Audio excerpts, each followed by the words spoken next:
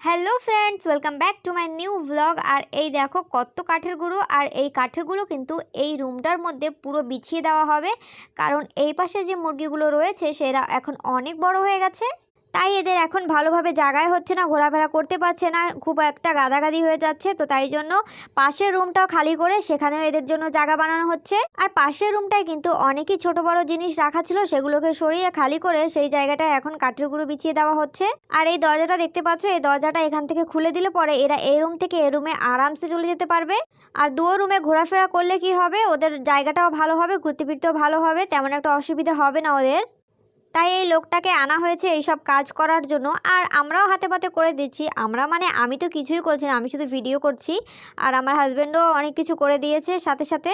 আর গাদাগাদি হয়ে গেলে কিন্তু অনেকই রোগ ব্যাধি ছড়ায়, তাই জন্য সবসময় পরিষ্কারভাবে আর খোলামেলা ভালো জায়গায় এদের রাখা দরকার। আর এদিকে দেখো, এই কাকা কাঠেরগুলো ঢেলে ঢেলে পুরো রুমটাই প্রায় হয়ে গেছে, আর অল্পই কিছু বাকি আছে।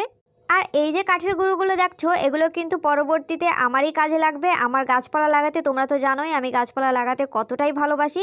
আর তখন এগুলো অনেক ভালো করে সার হয়ে যাবে, আর তখন আমি গাছপালায় দেবো।